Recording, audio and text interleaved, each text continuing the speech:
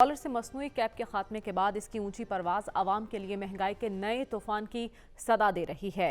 रुपए की बेकदरी, 17% शरह सूद और महंगाई की शरह में होशरुबा इजाफा, ये तमाम उन दावों की कलई खोल रहा है जो कि इसहाक डार साहब ने आते ही किए थे।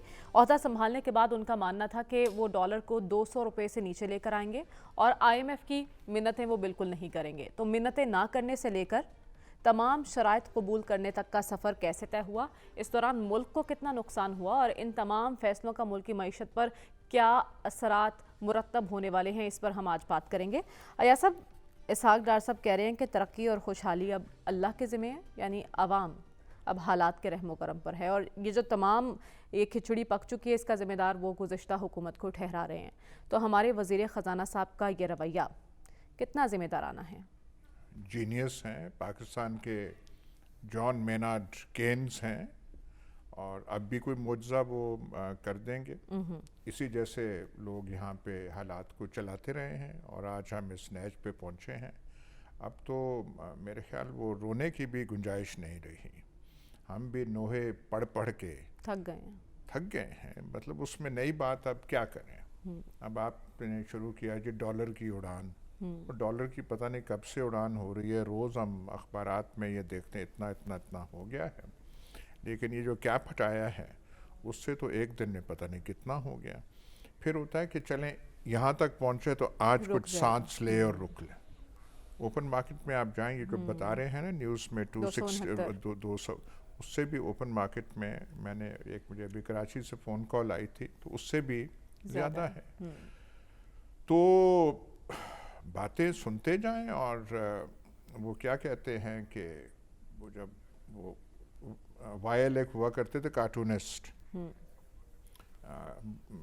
यूसुफ लोदी, तो एक उनका कार्टून था कि जहाज़ नीचे को जा रहा है और क्रैश होने वाला है, तो वो था कि रिलैक्स एंड एंजॉय, क्रैश होने वाला है। तो अब इसके बाद क्या होगा, मेरा ख्याल है कि जो किसी के पास कोई आंसर नहीं है, नाकाबिले बयान है। नहीं, किसी के पास है ही नहीं। ये जो हमारे जॉन मेनार्ड केन्स है, ये इसहाक डार साहब, इनके पास कुछ नहीं है। मिफ्ता इस्माइल अपना रोज़ जो है वो जैसे वो छिड़कते नहीं है, नमक पाशी करते हैं कि मैं जैसे वो डॉन में आज था रिपोर्ट थी कि जैसे चेहरे पे ऐसे होता है जैसे कि मैंने कहा था ना ये होगा।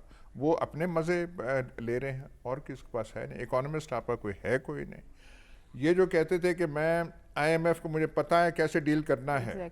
2 दिन पहले US ट्रेजरी डिपार्टमेंट के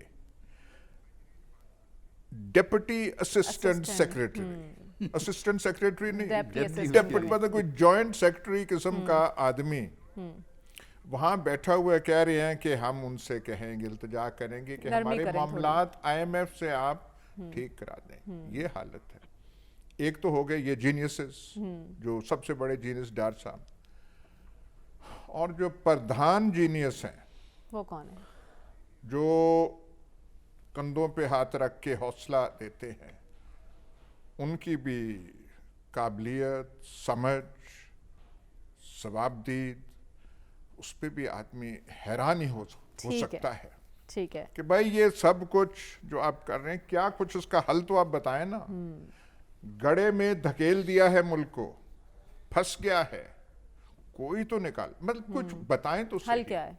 कोई बताएं तो सही। तो क्या किसी के पास कोई हल है? इसी पर हम बात करेंगे, लेकिन डॉक्टर साहब उससे पहले कुछ मौशी माहिरीन कह रहे हैं कि सही समत में ये दुरुस्त कदम है, मगर इससे कुछ ज़्यादा बदलने वाला नहीं है। तो केप लगाने का फैसला क्यों किया, फिर हटाने का फैसला करने की ज़रूरत क्यों पेश आई, और क्या हम एक मौशी इमरजेंसी की जानिब बढ़ रहे हैं? ख्वाजा आसिफ भी इस बारे में कह चुके हैं।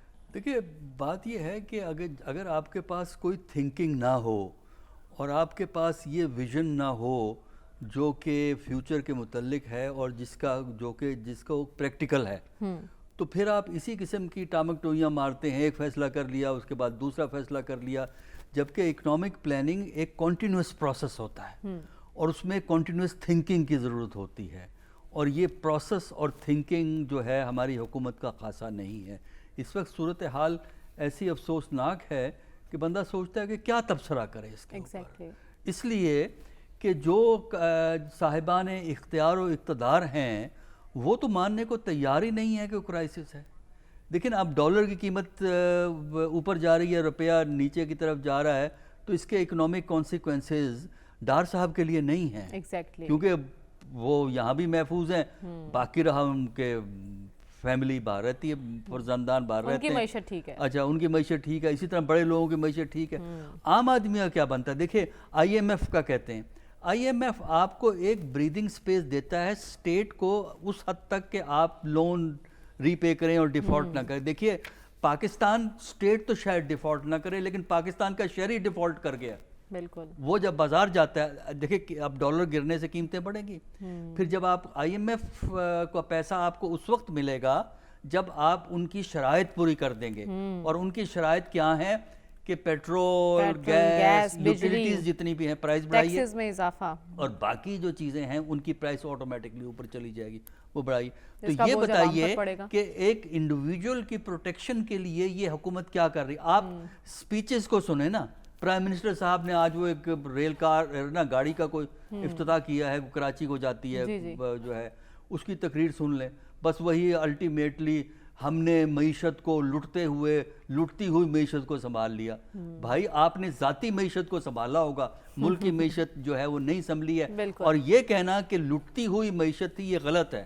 وہ غلط اس لیے ہے کہ جو آپ وہ اکنامک سروے اٹھائیں جو کہ اس حکومت نے جاری کیا تھا جون میں, اکنامک سروے میں جو چیزیں لکھی گئی ہیں اگر وہ مان لی جائیں تو پھر یہ کیسے کہا جا سکتا ہے کہ اکانومی ان کو نیئر کولیپس ملی تھی. اگر نیئر کولیپس تھی تو اکنامک سروے جھوٹا ہے, اور اگر اکنامک سروے صحیح ہے تو یہ ان کا کلیم جھوٹا ہے کہ پاکستان کی اکانومی اپریل میں کولیپس کر رہی تھی.